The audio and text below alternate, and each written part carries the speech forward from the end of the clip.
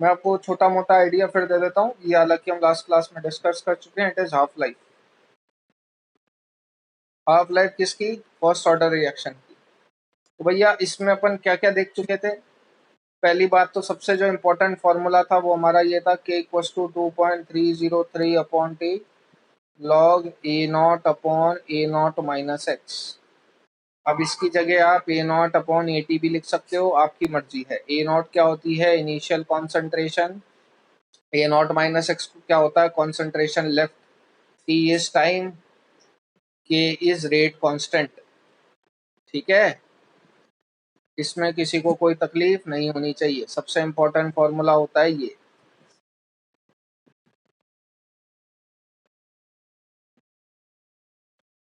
इसकी जगह के लिख लेना, कोई बड़ी बात नहीं। ठीक, अब इस A naught upon A naught minus X की जगह आप एम इनिशियल मास के टर्म में भी लिख सकते थे, मास इनिशियल अपॉन मास लेफ्ट। ठीक है, कॉन्सेंट्रेशन के टर्म में भी लिख सकते थे, रेट के टर्म में भी हम फॉर्मूला देख चुके थे, that L N R one upon R two is equals to K T two minus T one. ये फॉर्मूला हम देख चुके हैं, तो ये सारे आपको ध्यान रखने हैं, सारे इंपॉर्टेंट हैं, और उसके अलावा पूरे डेरिवेशन में कुछ काम का नहीं है। Next we'll talk about half life. तो हाफ लाइफ माने time T equals to T half की बात चल रही है। तो t equal to T half पे कॉन्सेंट्रेशन ऑफ ए किसके बराबर हो जाएगी? ए नॉट बाय टू के। अपनी जो इक्वेशन आई थी वो क्या आई थी? L N A naught, rate law expression यही था, L N A naught upon A बराबर के इंटू टी। ये मेरा एक्सप्रेशन था। तो एल एन, अब मैं क्या लिख दूंगा? ए नॉट हाफ लाइफ में ए की वैल्यू किसके बराबर हो गई? ए नॉट बाई टू के। हाफ लाइफ क्या होती है? सामने वाला जब आधा खत्म हो जाए, जैसे मैं अगर 100 साल जीऊंगा तो 50 will be my half life, बराबर के ए इंटू टी की जगह क्या पुट कर देना? T half. ठीक है, इसको जब आप सॉल्व करोगे तो it becomes L N two बराबर के ए इंटू टी हाफ। तो टी हाफ की वैल्यू क्या आ जाएगी? L N two by K A. What is the value of L N two? 0.693 by K A. ऊपर वाला भी कांस्टेंट, नीचे वाला भी कांस्टेंट, तो कहने का मतलब फर्स्ट ऑर्डर की half life is constant and is independent of initial concentration.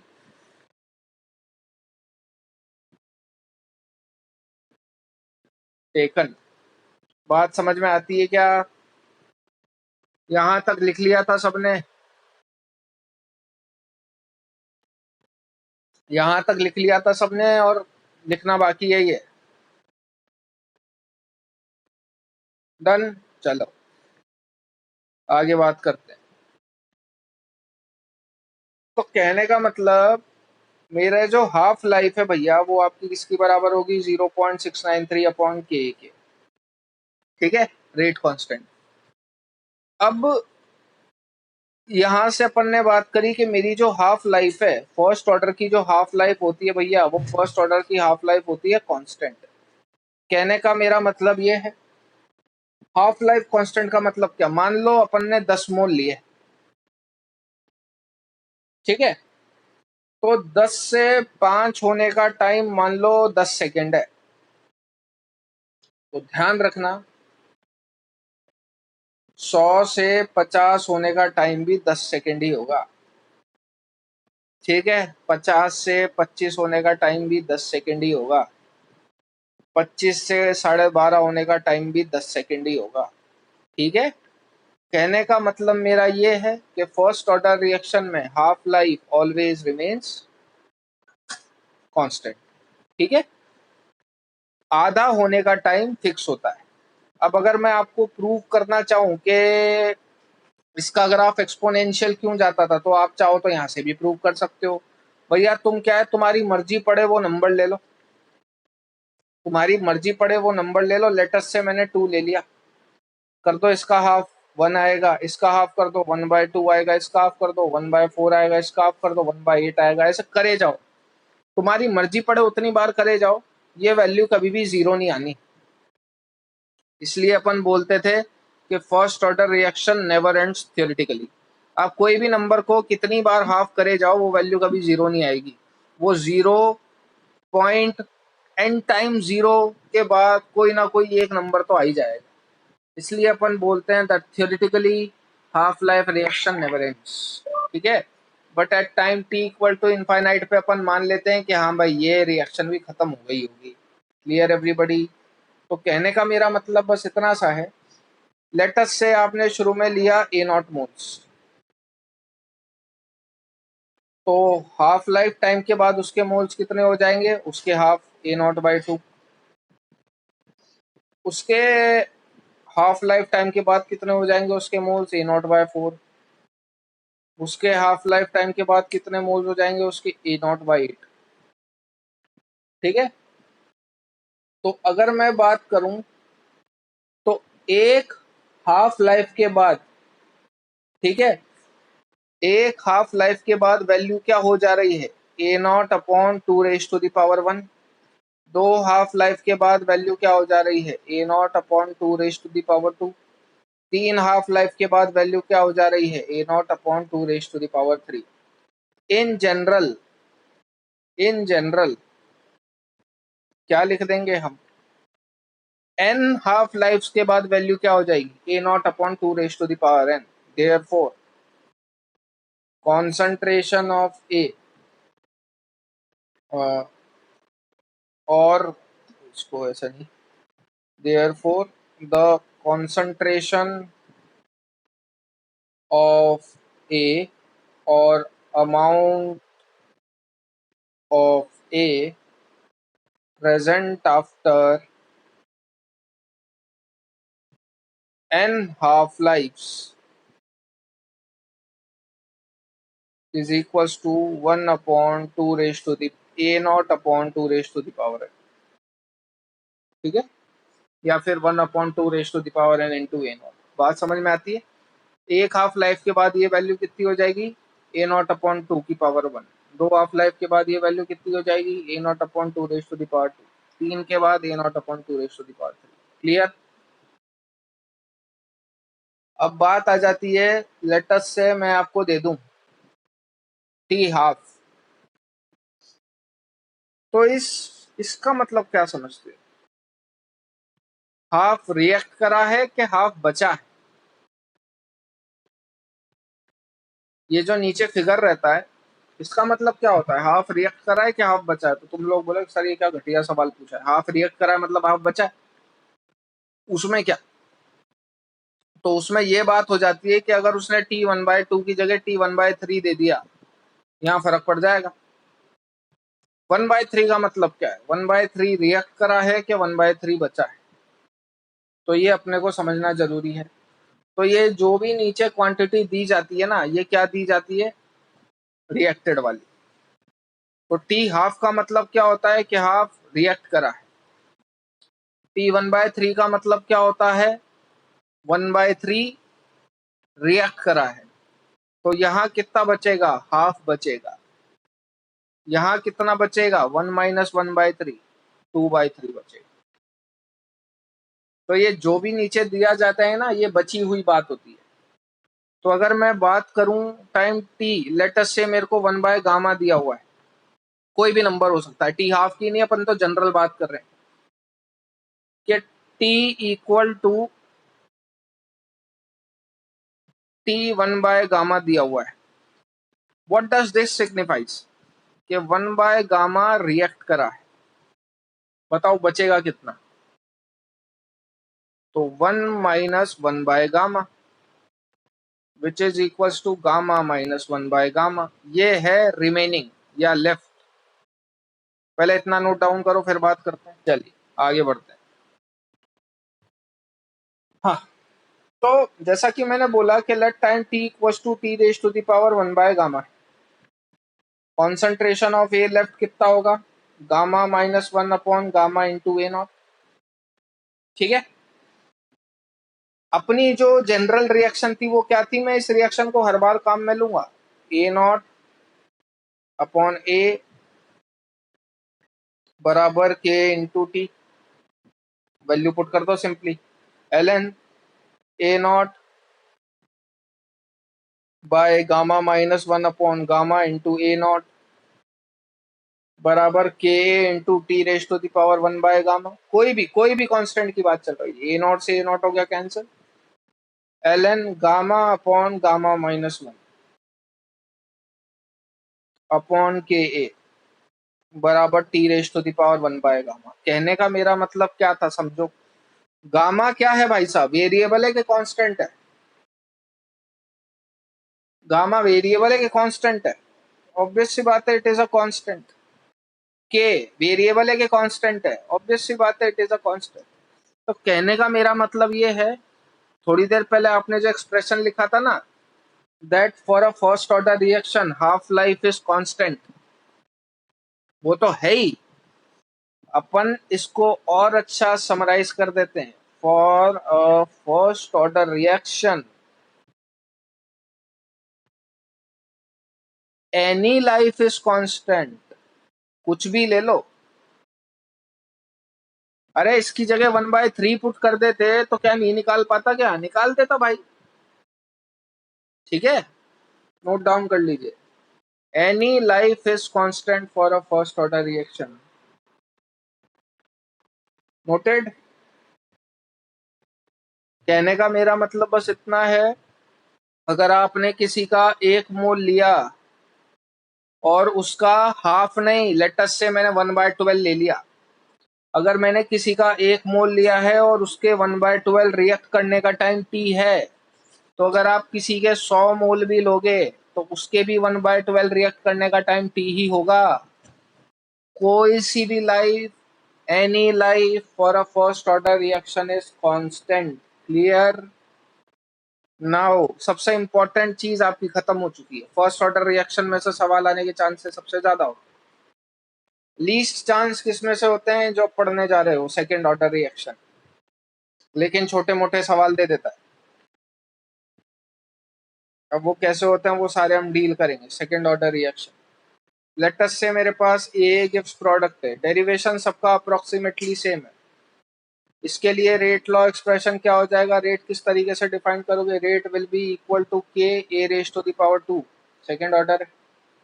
क्या करेंगे? Minus D A by D T लिख देंगे रेट की जगह। अभी तक हर डेरिवेशन में यही करे जा रहे हैं अपन, के इंटू ए का स्क्वायर, क्योंकि आपने minus D A by D T माना है तो के की जगह लिख देना K. We are integrating it from minus D A upon A square equals to K A into D T. I am integrating it from 0 से T.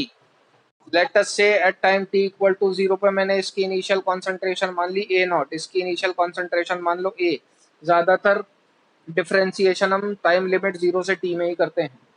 बताइए, what is the integration of, गणित मेरे से अच्छी है आप लोगों की, D x upon x square का क्या होता है? -1/x, वही वैल्यू पुट कर रहा हूँ यहाँ पे।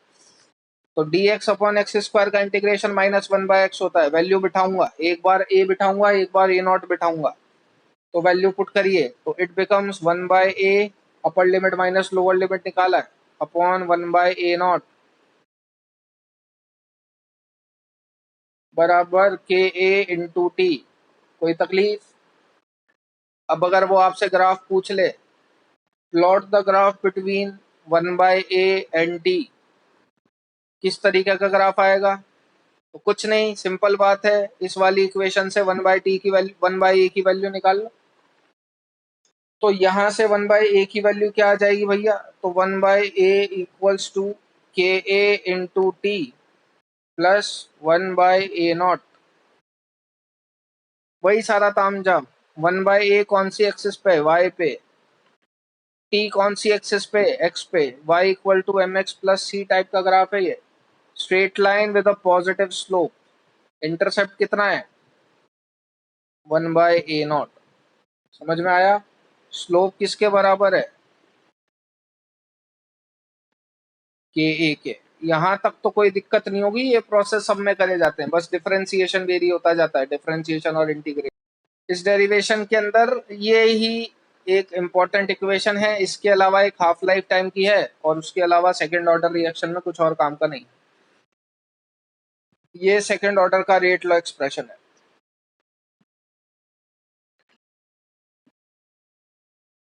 ठीक है, also known as integrated rate law. बताया था ना, रेट लॉ को इंटीग्रेट करने पे जो आता है उसे अपन बोलते हैं integrated rate law.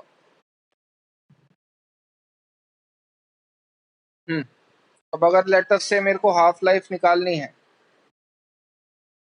Half life कैसे कैलकुलेट करोगे? At time T equals to T half, A बराबर ए नॉट बाई टू।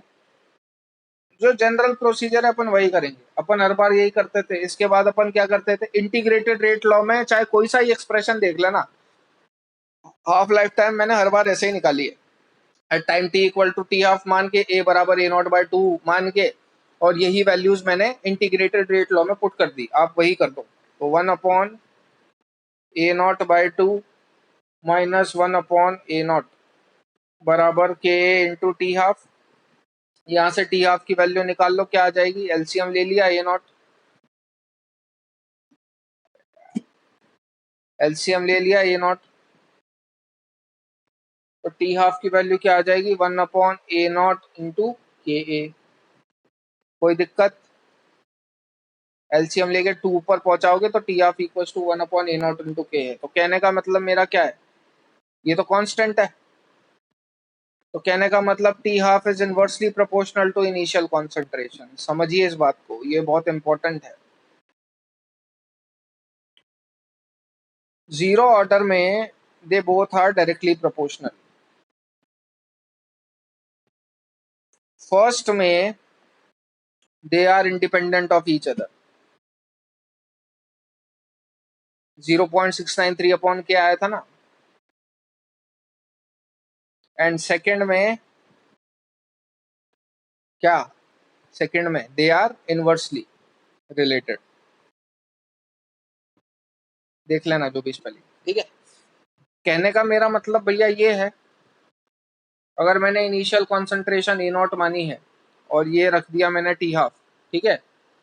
मान लेते हैं इनिशियल कॉन्सेंट्रेशन मैंने लिए ए नॉट के 10 मोल्स, उसका हाफ लाइफ टाइम है 10 सेकेंड। अगर मैं इसी के 20 मोल ले लूंगा तो इसका हाफ लाइफ टाइम बताओ। अगर मैंने किसी रिएक्टेंट के 10 मोल लिए हैं और उसका हाफ लाइफ टाइम है 10 सेकेंड, तो अगर मैं उसी के 20 मोल ले लूंगा तो उसका हाफ लाइफ टाइम कितना होगा?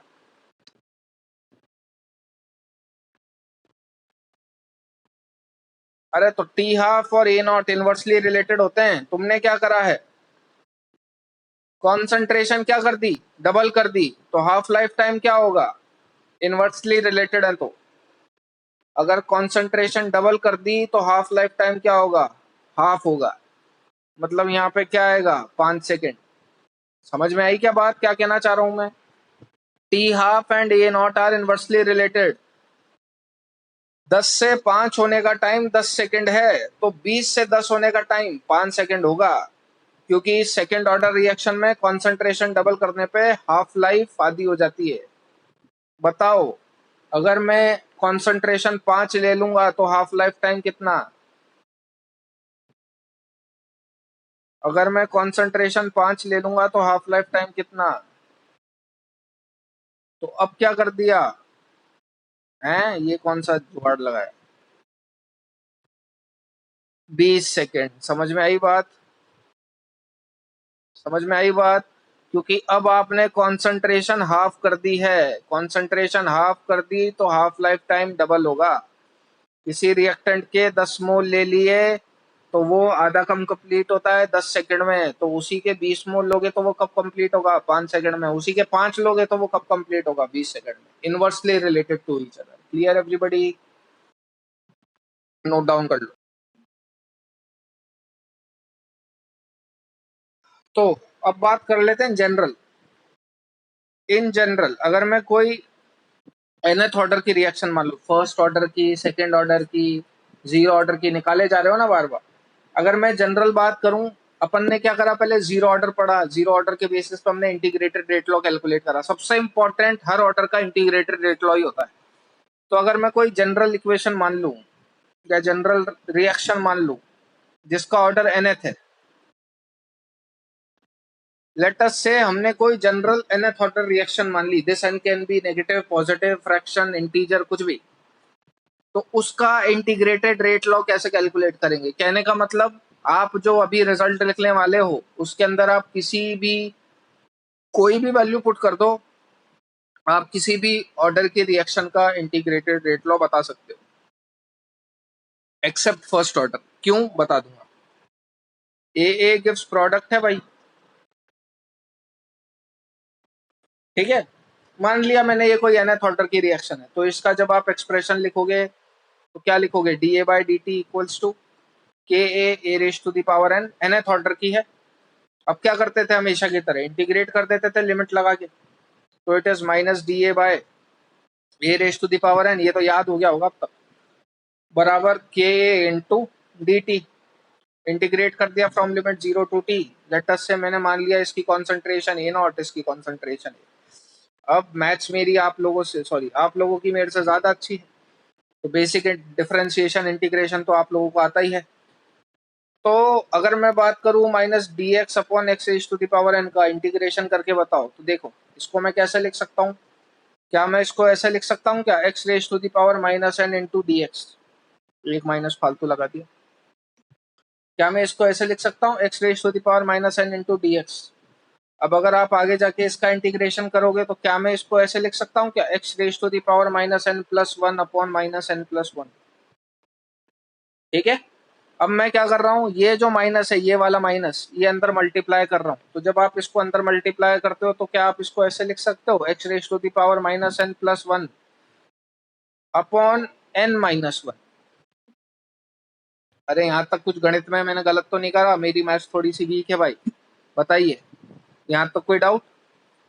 आगे ये माइनस एन प्लस वन को मैं नीचे लेके जा रहा हूँ, तो क्या आप इसको ऐसे लिख सकते हो, one upon N minus one into one upon x raise to the power N minus one. Minus n plus one को नीचे लेके जाओगे तो वो x raise to the power N minus one हो जाएगा। समझ में आती है बात। तो ये मेरा रिजल्ट आया, ये मेरा रिजल्ट आया। क्या करेंगे, बिठाएंगे यहाँ पे लिमिट लगा के, ठीक है। सीधा लिख रहा हूं मैं, पहले इतना नोट डाउन कर लो फिर बात कर। मैं ये रिजल्ट लिख रहा हूँ डायरेक्ट यहाँ पे। क्या करूंगा, इस x की जगह लिमिट बिठा दूंगा, एक बार a एक बार a naught, one upon N minus one लेंगे बाहर, और इस x की जगह लिमिट बिठाऊंगा, एक बार a एक बार a not.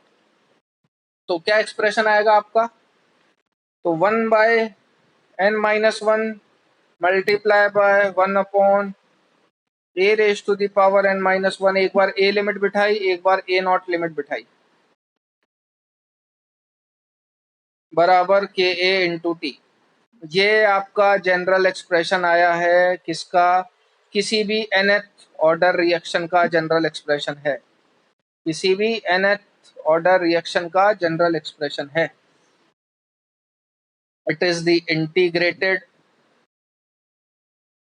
Rate law for nth order reaction. But ध्यान रखना, n should not be equal to one, one के बजाय तुम्हारी मर्जी पड़े वो वैल्यू बिठाओ, सबके लिए वैलिड है। आप लोग खुद समझ सकते हैं by seeing the expression, one अगर बिठाओगे तो क्या हासिल होगा, ठीक है, नीचे आ जाएगा जीरो, नॉट डिफाइंड। आगे बात करेंगे हाफ लाइफ की। हाफ लाइफ का जनरल एक्सप्रेशन क्या है भैया, इंटीग्रेटेड रेट लॉ मैंने जनरल निकाल लिया फॉर nth ऑर्डर रिएक्शन, ऐसे ही मैं हाफ लाइफ भी निकाल लूंगा फॉर nth ऑर्डर रिएक्शन। तो T equal to T half concentration of A बराबर ए नॉट बाई टू, ठीक है। क्या करेंगे, इसके अंदर वैल्यू पुट कर देंगे। क्या करता था मैं, हमेशा इंटीग्रेटेड रेट लॉ में ही वैल्यू पुट कर देता था, यही वैल्यू अब मैं इंटीग्रेटेड रेट लॉ में पुट करूंगा। तो देखिए one upon N minus one, concentration of A की जगह क्या पुट करोगे, A naught by two raise to the power N minus one minus one upon A naught raise to the power N minus one, बराबर के A into T half. उधर T half लिखा हुआ है, थोड़ा एडजस्ट कर लेना, बराबर के ए इंटू टी हाफ, ठीक है। तो यहाँ से जब आप हाफ लाइफ टाइम की वैल्यू निकालोगे तो वो क्या आएगी, देखिए ये टू ऊपर चल जाएगा, तो ऊपर जाके क्या बन जाएगा, two raise to the power N minus one minus one upon N minus one, ये वाला N minus one multiply by K A, ये वाला K A into A naught raise to the power n minus one. Obvious सी बात है, here also n would not be equal to one, क्योंकि n equal to one होते ही this value will be not defined. तो अगर आप यहाँ पे इस एक्सप्रेशन को ध्यान से देखोगे, ये एक्सप्रेशन ध्यान नहीं रखना, तो अगर आप इस एक्सप्रेशन को ध्यान से देखोगे तो आप देखो एक्सेप्ट ए नॉट सब कुछ कांस्टेंट है, except A naught all are constant, two constant, n constant, one constant, k constant, यहाँ वाला n भी कांस्टेंट, हर कोई कांस्टेंट। तो कुल मिला के मेरा जो हाफ लाइफ टाइम है वो किस पे डिपेंड करता है, one upon A naught raise to the power n minus one के। अब तुम्हारी मर्जी पड़े n की वो वैल्यू बिठाओ, वन को छोड़ के आपको टी हाफ और ए नॉट में रिलेशन मिल जाएगा। जैसे अगर मैं इसमें जीरो वैल्यू बिठाता हूं तो T half will be directly proportional to A naught, आएगा कि नहीं? अगर इसमें जीरो वैल्यू बिठाओगे तो वन अपॉन ए नॉट की पावर माइनस वन, इसको आप ये भी लिख सकते हो ना, t half will be directly proportional to A naught. Zero order reaction में यही था, एन की जगह टू बिठाओ तो T half will be inversely proportional to A naught. तो किसी भी ऑर्डर की रिएक्शन का टी हाफ और ए नॉट में क्या रिलेशन है वो हम इस एक्सप्रेशन से बहुत आसानी से फाइंड आउट कर सकते हैं। मेडिकल के किसी एग्जाम में पूछा गया था, सन मुझे याद नहीं है। सर लास्ट स्टेप में n माइनस वन के पहले नेगेटिव साइन। आगे बढ़ते हैं। नेक्स्ट, अच्छा एक छोटी सी बात देखो, आपने जो एक्सप्रेशन लिखा था वो एक्सप्रेशन आपने टी हाफ के लिए लिखा है ना? मेरी बात समझने की कोशिश करना, ये जो एक्सप्रेशन लिखा है भैया ये आपने टी हाफ के लिए लिखा है। क्या एक्सप्रेशन लिखा था आपने टी हाफ के लिए? हाफ लाइफ टाइम कैलकुलेट करने जा रहे थे ना, कि ये जो था वो कुछ इस तरीके का था, one upon n minus one, one upon A naught by two की power n minus one, minus one upon A naught की पावर n माइनस वन बराबर के इंटू टी हाफ। ठीक है, ये जो एक्सप्रेशन लिखा भैया ये आपने हाफ लाइफ टाइम के लिए लिखा। ठीक, हाफ, इसका मतलब क्या होता है कि हाफ रिएक्ट कर गया और हाफ रिमेनिंग है। ठीक है, जैसा कि मैंने अभी बोला टी वन बाय थ्री मतलब वन बाय थ्री रिएक्ट कर गया, वन बाय थ्री रिमेनिंग है। तो क्या होगा? ठीक है, कहने का मतलब मैं क्या कहना चाह रहा हूँ, क्या ये एक्सप्रेशन सिर्फ टी हाफ के लिए वैलिड है? नहीं, अरे मैं इसकी जगह वन बाय सेवन लिख दूं तो इस एक्सप्रेशन में क्या गड़बड़ हो जाएगी? कुछ नहीं, आप वन बाय सेवन लिख रहे हो मतलब वन बाय सेवन रिएक्ट करा है, बचा कितना है? सिक्स बाय सेवन लेफ्ट है, ये बचा है। तो आपने जो अभी एक्सप्रेशन लिखा ना, t half equals to two raise to the power n minus one upon n minus one k A naught की पावर n माइनस वन, ये जो आपने एक्सप्रेशन लिखा ये एक्सप्रेशन यूं का यूं रहता है, बस इस टू की जगह क्या आ जाएगा?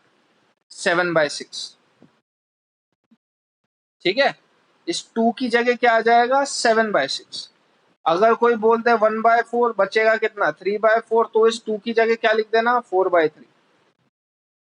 तो कहने का मतलब अपन ने यूं बोल दिया कि ये हाफ लाइफ का एक जनरल एक्सप्रेशन है। मतलब ये जो मैंने आपको रिलेशन बताया, ये मैंने क्या बताया, that t half will be directly proportional to one upon A naught raise to the power one minus है। ये हाफ लाइफ के लिए नहीं है, ये एनी लाइफ के लिए है। आपकी मर्जी पड़े वो जनरल एक्सप्रेशन लिख लो, टी की power one by gamma will be directly proportional to one upon A naught raise to the power n minus one, general expression है। बस उसमें क्या होता है एक्सप्रेशन में, जो आप टू की पावर n माइनस वन ऊपर लेके गए ना, उसकी जगह आप नीचे, भाई नीचे आपने क्या लिख रखा था? ए नॉट बाई टू। ये ए नॉट बाई टू कौन सा है? बचा हुआ, बचा हुआ ए नॉट अपॉन टू की पावर n माइनस वन लिख रखा था ना, तो ये टू को ऊपर लेके गए तो टू की पावर n माइनस वन चल गया था। अगर मैं वन बाय सेवन ले लेता तो यहाँ क्या लिखते? बचा हुआ, बचा हुआ कितना बचता? 6 इंटू A0/7। मैं कंक्लूसिव पार्ट बता देता हूँ। जो आपने एक्सप्रेशन लिखा था that t half will be directly proportional to 1/A0 raise to the power n-1, तो एक्चुअल में ये कोई सी भी लाइफ मेथड निकालने का तरीका है।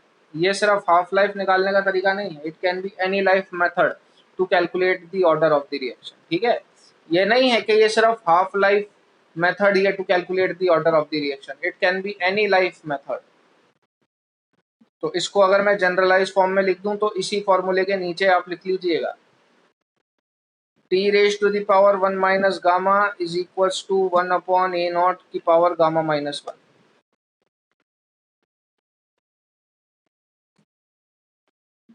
t raise to the power 1 by gamma equals to 1/A0 raise to the power गामा-1। क्या लिख देंगे इसको? Any life method to calculate the order of reaction. तुम्हारी मर्जी पड़े वो निकालो, 1/2, 1/12, 1/40, 1/80, जो इच्छा हो। सर तो हाफ लाइफ के फॉर्मूले याद नहीं रखे और सिर्फ ये जनरल वाला, हाँ बिल्कुल चलेगा, लेकिन ध्यान रखना n नॉट इक्वल्स टू 1। ठीक है, नोटेड एवरीबडी? आगे बढ़ते हैं, टॉपिक डालिए हाफ लाइफ मेथड।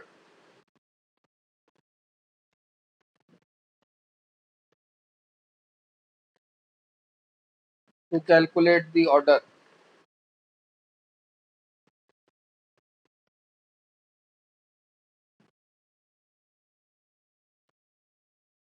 ठीक, देखो अगेन इसके सवाल अपन नेक्स्ट क्लास से ही करेंगे, एक आधा मैं अभी बता दूंगा। लेटर से आपको एक चार्ट दे रखा है, ये दे रखी है A0 और ये दे रखा है हाफ लाइफ टाइम। ठीक है, इसकी जो इनिशियल कॉन्सेंट्रेशन है वो A1, A2, A3 है। हाफ लाइफ टाइम जो है वो T1, T2, T3 है। ठीक है, उसने बोला बताओ ऑर्डर कितना। सपोज इस टाइप का आपके सामने सवाल आ जाता है। अब मैं नेक्स्ट क्लास से आपको टाइप्स ऑफ क्वेश्चंस करवाऊंगा, कौन कौन से टाइप के क्वेश्चंस आ सकते हैं, और वो सारी एप्लीकेशंस के क्वेश्चंस अपन डिस्कस करेंगे। उसके बाद से सवाल आने का सवाल ही पता नहीं होता। ठीक, तो उसने पूछ लिया आपसे ऑर्डर बताइए कितना है। तो देखो, एक बात तो अपन जनरल बोल सकते हैं that it can't be first order reaction. ठीक है, क्योंकि अगर फर्स्ट होता तो half life time remains constant. चाहे A1 लो, चाहे A2 लो, चाहे A3 लो, हाफ लाइफ टाइम तो कांस्टेंट रहती। लेकिन उसने वेरिएबल दिए कि इसका हाफ लाइफ टाइम T1 है, इसका हाफ लाइफ टाइम T2 है, इसका हाफ लाइफ टाइम T3 है। अरे इतनी बात समझ में आती है कि अगर फर्स्ट ऑर्डर तो नहीं है, ये बात कंफर्म हो गई। क्लियर बात? क्योंकि फर्स्ट ऑर्डर में हाफ लाइफ टाइम कांस्टेंट रहता है। अगर तीनों जगह T1 T1 T1 होता, T2 T2 T2 होता, T3 T3 T3 होता, तो अपन बोल देते हाफ लाइफ टाइम अरे कांस्टेंट नजर आ रहा है, means it is a first order reaction. लेकिन यहाँ वो नहीं है, मतलब ये फर्स्ट ऑर्डर को नहीं है। तो कौन सी ऑर्डर की है? जनरल एक्सप्रेशन से फाइंड आउट करेंगे भैया। T1 टाइम के लिए क्या लिखोगे expression? 1/A raise to the power n-1, A1 raise to the power n-1। For time T2 it is directly proportional to 1/A2 raise to the power n-1। कहां से आया ये एक्सप्रेशन, समझ में आता है? अब मैं क्या कर देता हूं, कोई ये तीनों के लिए आप एक्सप्रेशन लिख सकते हो, कोई भी दो वैल्यूज को डिवाइड कर दो। तो मैंने डिवाइड कर दिया फर्स्ट और सेकंड को, तो T1/T2 बराबर क्या आ जाएगा? A2/A1 raise to the power n-1। घटिया मेथड है, दोनों जगह ले लीजिए लॉग। तो ln T1/T2 equal to ln A2/A1 raise to the power n-1। Log A की पावर n लॉग ए होता है, तो it is ln T1/T2 equal to n-1 ln A2/A1। हो जाएगा कि नहीं? आपको A1 A2 T1 T2 सबकी वैल्यू गिवन है। क्या इस इक्वेशन से आप ऑर्डर नहीं निकाल सकते क्या? T1 पता है, T2 पता है, A2 पता है, A1 पता है, N नहीं बता सकते? 110% बता सकते हैं। तो इस टाइप के सवाल कैसे सॉल्व होंगे, समझ में आया? यही फिनोमिनन आप कोई सा भी लाइफ टाइम कैलकुलेट करने के लिए लगा सकते हो। इट कैन बी 1/7, 1/12, जो भी सेम तरीके से होगा। ठीक है, बड़ा लिख देते हैं। T1 directly proportional to 1/A1 raise to the power n-1। Formula नहीं है स्वप्न, जाओ याद मत करने बैठना, एप्लीकेशन है ये। अप्रोच बता रहा हूँ कैसे डील करेंगे। फॉर्मूला तो बस ये वाला ध्यान रखना है अपने को कि T1/गामा directly proportional to 1/A0 raise to the power n-1। वो जनरल फॉर्मूला है, वो लगाया है। आगे मैंने क्या करा, T3 के लिए भी लिख दो expression 1/A3 raise to the power n-1। किन्हीं भी दो को लेके डिवाइड कर दो। लेटेस्ट से मैंने इन दो को लेके डिवाइड कर दिया, तो T1/T2 अप्रोच है ये, ऑर्डर निकालने की, फॉर्मूला नहीं है।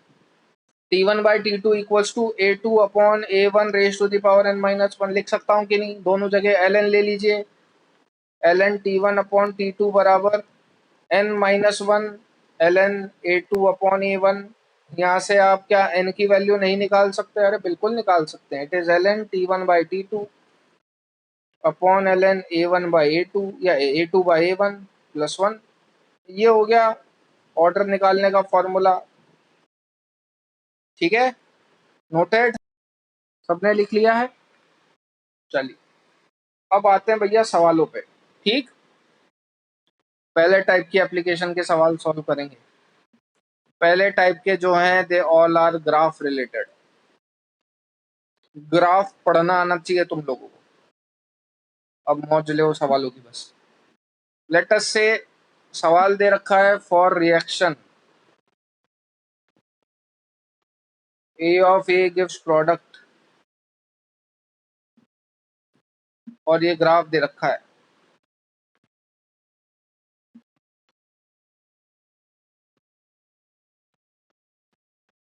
ये वैल्यू दे रखी है 40,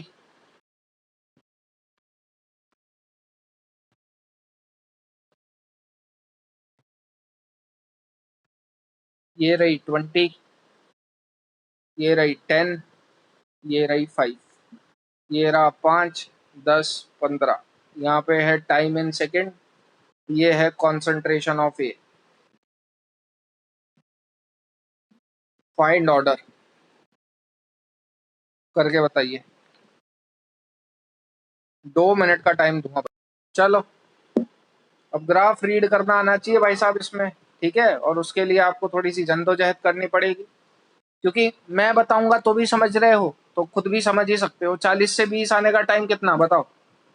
इतना तो पता होगा। 40 से 20 आने में कितना टाइम लग रहा है? अरे बताओ बताओ। 40 से 20 आने का टाइम कितना? आधा होने में कितना टाइम लगा रहा है ये? 5 सेकेंड। 20 से 10 होने में कितना टाइम लगा रहा है ये? 20 से 10 होने में कितना टाइम लगा रहा है ये? 20 से 10, 5 सेकेंड। 10 से 5 होने में कितना टाइम लगा रहा है? 5 सेकेंड। मतलब आधे होने का टाइम कांस्टेंट है। 40 से 20 होने का टाइम भी 5 सेकेंड, 20 से 10 होने का टाइम भी 5 सेकेंड, 10 से 5 होने का टाइम भी 5 सेकेंड। ठीक है ना? आधे होने का टाइम कांस्टेंट मतलब half life constant. Half life कौन से ऑर्डर की रिएक्शन में कांस्टेंट होती है? बहुत बढ़िया, जिसने भी जवाब दिया। ठीक है, अरे समझ में आई गुत्थी, कुछ सुलझी?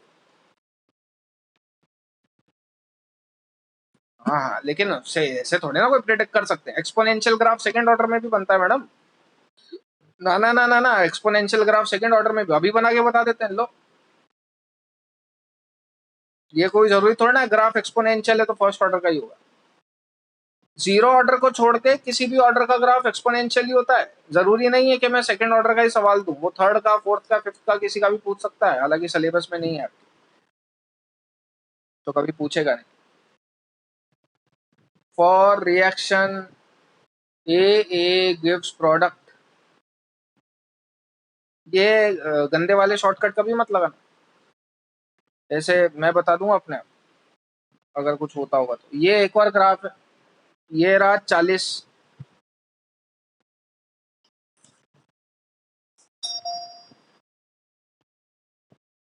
ये रहा 20, ये रहा 10, ये रहा 5, ये रहा 5, ये रहा 15, ये रहा 35। बताइए ऑर्डर। एक्सपोनेंशियल ही था लेकिन मामला गड़बड़ बैठ गया। 40 से 20 होने का टाइम कितना? बिल्कुल 40 से 20 होने का टाइम कितना? 5 सेकेंड। 20 से 10 होने का टाइम कितना? 10 सेकेंड। 10 से 5 होने का टाइम कितना? 20 सेकेंड। तो जैसे जैसे कॉन्सेंट्रेशन आधी करे जा रहे हो, हाफ लाइफ टाइम डबल होता जा रहा है। कौन सी रिएक्शन की प्रॉपर्टी है ये? कौन से ऑर्डर की प्रॉपर्टी है ये? Second order. क्लियर बात? नोट डाउन हो गया सबका? आगे बढ़े? कर ही लिया होगा ये सवाल आपको सॉल्व करके आना है। थोड़ी गणित लगेगी बट हो जाना चाहिए। जो मैथ्स वाला एटलीस्ट वो तो ट्राई करिए, बायो वालों के आने के चांसेस थोड़े से कम है। क्वेश्चन लिख लो। जो ग्राफ है वो है half life time, l n t half और एल एन ई नॉट के बीच में। सवाल वही है, फाइंड ऑर्डर। ठीक है, तो आज की क्लास यहीं तक रखते हैं। न्यूमेरिकल पोर्शन आपका चालू हो चुका है। नेक्स्ट क्लास में और ग्राफिकल क्वेश्चंस करेंगे and from here will continue the next class. Bye.